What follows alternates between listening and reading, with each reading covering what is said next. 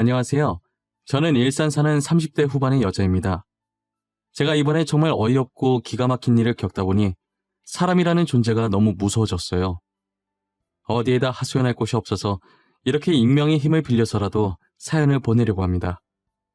가족을 이룬다는 게, 그리고 이혼을 한다는 게 저만 어려운 것이고 남들은 쉬운 것인가 봐요. 남편은 제게 너무나도 쉽게 이혼을 요구하더라고요. 저는 지극히 평범한 집안에 태어나고 자랐어요. 그렇게 부유한 편은 아니지만 부족함 없이 하고 싶은 것 하고 살았죠. 아버지와 어머니는 젊었을 때부터 대기업에 다니시면서 돈을 열심히 모아놓으셨어요. 모아둔 돈이 좀 있어서 그런지 두 분 다 노후 걱정은 없으셨어요. 그래서 지금은 어머니께서 일을 그만두시고 집에서 살림을 하고 계시고요. 저는 같은 회사에 다니던 저희 집안과 비슷한 집안인 남편을 만나 결혼을 했습니다. 저희가 결혼한 지는 오래되었는데 현재 아이는 없는 상태예요. 노력은 많이 했었지만 애가 생각보다 쉽게 들어서지 않더라고요. 그렇다고 해서 애 못 가진다고 시어머니께서 구박하진 않으셨어요. 시어머니께서도 저처럼 임신이 잘 안 돼서 힘들게 저희 남편을 낳으셨었거든요. 그 마음 누구보다 이해한다면서 너무 조급해하지 말라고 오히려 저를 위로해 주시더라고요. 남편도 제게 조급해할수록 마음만 급해져서 애가 더 안 생길 수도 있다면서 아무 생각 없이 언젠간 오겠지 하는 심정으로 기다려보자고 하더라고요.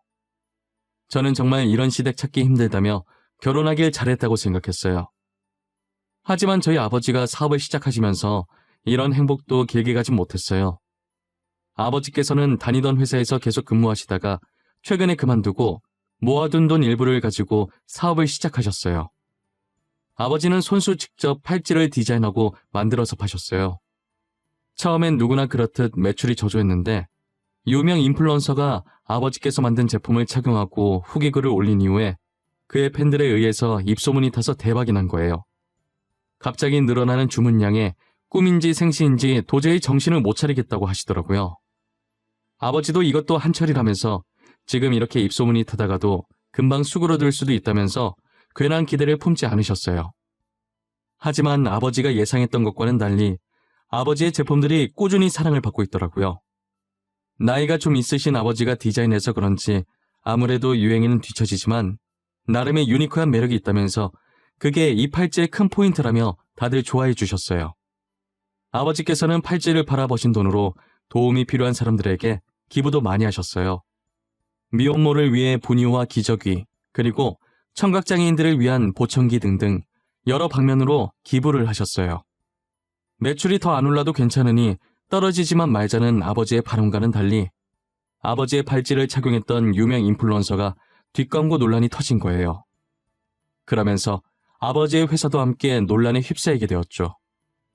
사실이 아닌데 마치 사실인 것 마냥 사람들이 글을 썼고 그 글이 빠르게 퍼지면서 기사까지 포털 사이트에 크게 걸리게 되었어요. 알고 보니 아버지의 회사는 그 인플루언서의 가족이 운영하는 건데 홍보해 주려고 뒷광고를 했다는 둥, 인플루언서의 유명세만 믿고 그거 이용해서 노력 없이 사업이 성공하려고 했다는 둥, 애초에 별 볼 일 없는 팔찌 착용한 게 이상했다면서 역시 가족이었다며 증거 사진이랍시고 짜맞추게 한 사진들을 같이 올리기 시작하더라고요. 사진과 함께 글을 적으니 내용이 부풀려질 대로 부풀려져서는 정말 모르는 사람이 보면 사실이라고 믿을 정도더라고요. 아버지께서는 사실이 아니며 그 인플루언서랑은 아무 관계 아니라고 입장 표명했지만 이미 사람들은 처음 나갔던 기사만 보고 계속 아버지 회사를 불매하기 시작했어요. 결국 아버지 회사는 위태위태한 상태를 유지하고 있었죠. 저는 누명을 벗기 위해서 SNS를 활용해서 해명하기 시작했어요. 하지만 제가 해명을 해도 드리려고 하지 않고 안 좋은 댓글만 쌓이더라고요. 지금 이게 어디서부터 첫 단추를 잘못 깬 것인지 전혀 모르겠더라고요. 해명을 하면 할수록 사람들 사이에서는 저도 그 인플루언서의 친척이 되어 있었어요. 오히려 말하면 더 손해인 것 같아서 저도 손을 놓을 수밖에 없었어요. 엎친 데 덮친 격으로 아버지 일 때문에 안 그래도 스트레스 받는데 거기다 남편까지 더하더라고요. 결혼 후에 제가 다니던 회사를 그만두고 다른 회사로 이직을 해서 남편과 퇴근 시간이 달랐어요. 제가 조금 더 늦게 퇴근하는데 집에 들어가자마자 제 얼굴 앞에 종이 한 장을 들이밀더라고요. 다녀왔냐는 인사도 안 해? 이건 뭐야? 이게 무슨 종이인데? 이혼 합의서? 당신, 지금 이게 뭐 하자는 거야? 갑자기 무슨 이혼? 거기에 당신 인적사항 작성하고 도장 찍어. 우리 이혼하자. 지금 장인어른 회사 위태위태하다며 더 늦기 전에 갈라서자. 그게 우리 이혼이랑 무슨 상관인데? 나 아무 잘못한 거 없는데 왜 이혼을 해야 하는데? 다짜고짜 도장 찍으라고 하지 말고 내가 납득할 수 있게 설명을 좀 해봐. 장인어른 회사 조만간 망할 것 같은데 망하면 우리한테도 피해 올 거 아니야. 그러니까 늦기 전에 이혼하자고. 뭐? 우리 아빠 사업이 위태위태하니까 이혼하자고? 그동안 아빠가 당신 부모한테 바친 돈이 얼만데 시아버님 사업 위태할 때마다 우리 아빠가 모아둔 돈으로 도와줬었어. 그런데 지금 당신이 나한테 뭐라고? 그건 고맙게 생각하고 있어. 하지만 우린 당신 가족이 빚더미에 쌓이게 되면 도와줄 돈이 없어. 그리고 잘못하면 우리한테까지 피해 올 수도 있고. 난 피해 입기 싫어. 그러니까 도장 찍어. 남편 입에서 나오는 말들은 하나같이 어처구니가 없었습니다. 이때까지 저희 아버지께서 시아버님 회사가 위태로워질 때마다 가족 좋은 게 뭐냐면서 좋은 마음으로 그동안 모아두셨던 돈을 선뜻 보태주시곤 하셨거든요. 그런데 남편은 도와준 은혜도 모르고 막상 저희 아버지 회사가 위태로워지니 자기는 돈 없어서 못 도와준다고 자기 집안까지 피해받기 전에 이혼을 하자는 거예요. 저는 제가 이제껏 이런 사람과 살았었나 싶고 처음으로 결혼한 게 후회가 되더라고요. 힘든 시기에 돌아서는 사람들과는 인연을 이어가지 말라더니 그게 저희 남편이었어요. 아버지 회사 때문에 제가 이혼당한 걸 알면 아버지께서 속상해하실 것 같은 생각에 눈물이 나더라고요. 그래서 저는 아버지 회사 곧 다시 일어설 거라고 남편을 설득해서 이혼만은 막아보려고 했는데 남편은 들은 척도 안 하고 날마다 이혼 합의서를 제 얼굴 앞에 들이밀었어요. 계속해서 이혼을 강요했지만 제가 이혼을 해주지 않자 점점 폭력적으로 변해가면서 이혼을 서두르는 남편을 보고 있으니 저는 이상한 느낌이 들기 시작하더라고요. 꼭 저와 이혼을 해야 하는 이유가 있는 것처럼 이혼을 서두르려고 하니까 정말 뒷구린내가 심하게 나는 거예요. 저는 제 촉을 믿는 편이라 남편 뒤를 몰래 따라가 보기로 했어요. 그런데 남편이 웬 모르는 여자랑 같이 있는 거예요. 팔짱까지 끼고 서로를 보며 웃고 있는데 누가 봐도 정말 다정해 보이는 커플 같았어요.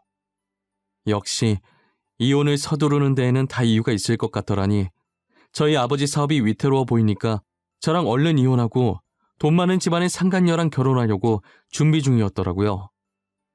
남편이 저를 버리고 혼자만 행복하려는 꼴이 정말 보기 싫었어요. 그래서 저는 상간녀와 같이 있는 모습을 사진으로 몰래 찍어놓기 시작했어요. 그날 남편이 잘 때 휴대폰을 확인했고 카톡을 보니 둘이서 아주 깨가 쏟아지더라고요. 상간녀와 남편이 주고받았던 사랑 가득한 카톡을 찍어서 몰래 저한테 보내놓았습니다. 그리고 상간녀의 전화번호도 제 폰에 저장시켜놨어요. 저는 상간녀에게 남편에 대해 할 말이 있으니 카페에서 잠깐 보자고 했어요. 저한테 희창 오빠에 대해 할 말이 있다고 하셨잖아요. 근데 저희 오빠와는 어떤 관계신가요? 아, 혹시 오빠 친척분이신가요? 저 김창희 씨 아내 되는 사람인데요. 그쪽이 지금 저희 남편이랑 만나고 계신 것 같던데 그 사람이 유부남인 건 알고 있었나요? 아니면 유부남인 줄 모르고 만나신 건가요? 네? 그게 무슨 소리세요? 오빠가 유부남이라니요? 거짓말 치지 마세요. 오빠가 저한테 그동안 연애에 관심이 없어서 아직 결혼 못했다고 했단 말이에요. 그럼 그쪽은 김창희 씨가 유부남이었다는 사실을 정말 모르셨어요? 저 오늘 변호사 만나서 이혼 소송하고 당신은 상간녀 소송하려고 미리 알고 있으라고 말하러 온 거예요. 지금 거짓말하는 거 아니죠? 저 정말 몰랐어요. 믿어주세요. 저도 피해자예요. 어쩐지 결혼하자고 말만 하고 날짜 잡으려고 하면 계속 미루더라고요. 상간녀는 남편이 유부남이었던 걸 전혀 몰랐던 눈치더라고요. 제게 제 차 사실이냐고 확인을 하길래 제가 미리 발급받은 가족관계 증명서를 보여주면서 남편과 혼인관계임을 증명하니 그제서야 믿기 시작하더라고요. 상간녀는 정말 몰랐다고 당장 헤어지겠다면서 자신도 피해자니 고소는 하지 말아달라고 하더라고요. 저는 여자에게 상간녀 소송은 걸지 않았고 남편한테 이혼 소송만 걸고 집으로 돌아왔어요. 남편은 상간녀에게 이별 통보를 받았는지 집에 오자마자 저를 쥐잡듯 잡기 시작하더라고요. 당신이 한 짓이야? 당신 도대체 그 사람한테 뭐라고 짓거린 거야? 지금 제정신이야? 내 인생 망치려고 작정했어? 쳐 놔두고 바람핀 사람이 어디서 큰 소리야? 그래, 내가 했다. 왜? 나는 뭐 가만히 당하고만 있을 줄 알았니? 내가 그렇게 만만해 보였어? 당신이 다시 그 사람한테 가서 말해. 낮에 한 말 다 거짓말이었다고 당장 말하라고. 끝까지 뻔뻔한 거 봐. 내가 누구 좋으라고 그렇게 해야 되는데? 나 당신 잘 사는 꼴 절대 못 봐. 오늘 당신한테 이혼 소송 걸었으니까 나한테 줄 위자료나 챙겨놔. 남편이 아무리 소리를 질러도 제가 눈 하나 깜짝 안 하자 말로는 안 될 것 같았는지 결국 손을 올려서 그대로 제 뺨을 때리더라고요. 제가 헤어지게 만들었으니 분명 싸움이 격해질 거라는 걸 저는 미리 예상했었거든요. 그래서 혹시나 하는 마음에 안방 행거에 걸린 옷 사이에 카메라를 넣어놓고 있었어요. 저는 이걸로 폭력죄까지 추가시킬 거라고 남편한테 소리 질렀어요. 저는 남편에게 이혼 소송으로 위자료를 받아냈지만 폭행죄는 뺨 때린 게 다고 초범이기도 해서 징역까지 안 가고 벌금형으로 끝났더라고요. 그 뒤로도 남편은 정신을 못 차리고 돈 많은 여자 한번 물어보겠다고 여러 여자들을 만나고 있다고 하더라고요. 다행히 저희 아버지는 뒷광고 논란으로 잠적했던 유명 인플루언서가 아버지와 친척도 아니고 일면식도 없다고 해명을 해주면서 어느 정도 논란이 잠재워졌어요. 그리고 이러려고 아버지께서 이제껏 선행을 해왔던 것은 아니었지만 이때까지 아버지의 도움을 받으셨던 분들이 글을 써주셨더라고요. 아버지께서 그동안 남모르게 선행을 해왔다는 여러 증인들과 증거 사진으로 인해 오히려 전보다 더 좋은 이미지로 거듭날 수 있었어요. 아버지께서 위태로운 회사를 쉽게 포기하지 않고 끝까지 버텨주셔서 다시 일어날 수 있었어요. 저였다면 더 많은 빚을 지기 전에 진작에 포기했을 텐데 저는 아버지가 정말 대단해 보였어요. 기부를 많이 했던 덕분에 회사 이미지가 좋아져서 그런지 유명해지기 시작했을 때보다 훨씬 높은 매출률을 보였어요. 아버지는 지금도 여전히 어려운 분들이 계신 곳에 기부를 열심히 하고 계세요. 따뜻한 사회를 만드는 것이 아버지의 오랜 꿈이셨다고 이제라도 이룰 수 있게 돼서 뿌듯하다고 하셨어요. 아버지가 다시 일어났다는 소식이 남편 귀에도 들어갔는지 정말 속보이게 제 주변을 계속 기웃거리기 시작하더라고요. 저는 그런 남편에게 눈길조차 주지 않았습니다. 아버지 사업 다시 잘 되신다며 소식 들었어. 정말 다행이다. 망하면 어쩌나 걱정했는데 예전보다 훨씬 유명해지셨더라. 당신이 걱정을 했다고? 입에 침이나 바르고 거짓말을 해. 이제라도 나 찾아오면 당신한테 콩고물이라도 떨어질 거라고 생각하는 거야? 에이, 그런 거 아니야. 난 그냥 여러 여자 만나봤는데 당신만한 사람이 없더라고. 그래서 당신이랑 다시 잘해보려고 그러지. 누가 당신 받아준다고 했어? 진짜 웃긴다. 도대체 어디서 나오는 자신감이야? 당신만 잘해볼 마음 있으면 뭐해. 내가 당신 받아줄 마음이 없는데. 그래도 우리 한때 사랑했잖아. 같이 살 맞대며 살아온 정이 있는데 너무 차갑게 그러지 마. 당신 원래 따뜻한 사람이었잖아. 나 따뜻한 사람이야. 당신만 빼고. 나를 이렇게 만든 사람이 누군데 그래? 집 가야 되니까 방해하지 말고 저리 꺼져. 다신 내 회사 앞에 기웃거리지 마. 신고할 거니까. 제가 경찰에 신고할 거라고 하니 무서웠는지 그 뒤로는 안 나타나더라고요. 도대체 누구 좋으려고 제가 재결합을 하나요? 저는 또다시 지옥 속으로 들어가기 싫었어요. 얼마 뒤 남편이 다니던 회사를 그만두고 사업한다는 소식을 들었어요. 저는 개업 축하한다는 문구를 새긴 근조 화환을 남편 회사로 보내줬어요. 그리고 화환과 함께 홍보 열심히 해주겠다고 포털 사이트 확인해보라는 편지도 하나 남겼죠. 저는 포털 사이트에 남편이 제게 했던 짓들을 영상과 함께 글을 써서 올렸어요. 그리고 많은 사람들이 볼 수 있게 배너 광고도 해줬답니다. 제가 열렬히 홍보해준 덕분에 남편 회사는 아주 유명해졌더라고요. 비록 불륜남, 폭행남, 갖가지 안 좋은 수식어의 별명들이 함께 붙게 되었지만요. 결국 남편은 사업을 제대로 시작해보지도 못하고 망하게 되었어요. 저한테 돈이라도 뜯어야겠는지 사실 적시 명예훼손을 걸었더라고요. 저럴 거라는 걸 어느 정도 예상은 했지만 진짜 끝까지 구질구질해 보였어요. 남편은 제게 합의금만 준다면 고소 취할 생각이 있다고 하더라고요. 당신 미쳤어? 사람을 이렇게 전 국민한테 망신 주니까 이제 속이 후련해? 이미 지난 일인데 꼭 그렇게까지 해야 했어? 응, 그렇게까지 해야겠더라고. 사실 아직 속이 완전히 후련하진 못해. 난 앞으로도 당신이 행복해지려고 하면 다 망쳐놓을 예정이야. 뭐? 앞으로도 계속 이러겠다고? 도대체 이렇게 해서 네가 얻는 건 뭔데? 너 그거 돈 낭비, 시간 낭비야. 알아? 내가 얻는 거? 통쾌함? 짜릿함? 그냥 내 기분이 좋아. 그리고 내 돈, 내 시간, 내가 낭비하겠다는데 당신이 그걸 왜 신경 써? 너 이거 사실적시 명예훼손으로 고소감인 거 몰라? 나 너 명예훼손으로 고소했어. 이 정도 각오는 하고 그런지 버린 거겠지? 당연히 예상은 했어. 쪽팔린 줄도 모르고 진짜 고소할 줄은 몰랐네. 허위 사실도 아니고 사실 적시라니. 진짜 너무 모양 빠지지 않아? 이미 망한 거 내가 지금 자존심 지킬 입장이 아니라서 말이야. 당신이 나한테 합의금만 준다면 고소 취하할 생각 있어. 그래, 당신이 지금 자존심 세울 때가 아니지.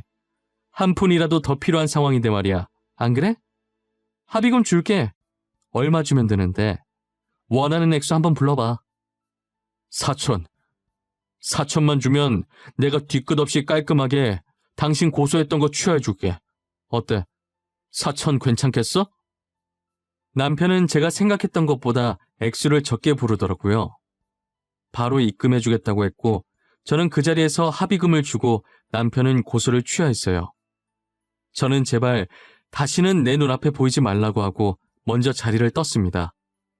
그리고 남편 회사가 망하고 얼마 지나지 않아 시아버님 회사도 망했더라고요. 남편이 회장의 아들이라는 게 소문이 나서 사람들이 불매를 했다고 하더라고요. 남편네가 점점 망해가는 걸 보는데 얼마나 속이 시원한지 몰라요. 이렇게 못된 마음 먹으면 다 저한테 돌아온다는 걸 알지만 그래도 남편네가 망한 건 저 때문이 아니라 다 남편의 업보라고 생각해요. 이제 와서 드는 생각이지만 저와 남편 사이에 애가 안 생겼던 건 이런 일이 생길 줄 알고 미리 조상님께서 막아주신 것만 같았어요. 저희한테 아이라도 있었으면 아이 핑계를 얼마나 댔을까요?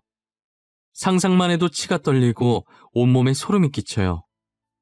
여러분들은 주변에 있는 누군가에게 혹시나 힘든 일이 생긴다면 못 본 척 외면하려고 하지 마시고 도움의 손을 한번 뻗어보세요.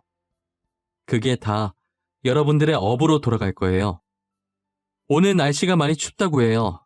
따뜻하게 입으시고 이 시국 조심하시길 바랄게요. 힘든 시기인 만큼 저희 다 같이 이겨내 보도록 해요. 지금까지 제 사연 들어주셔서 감사합니다.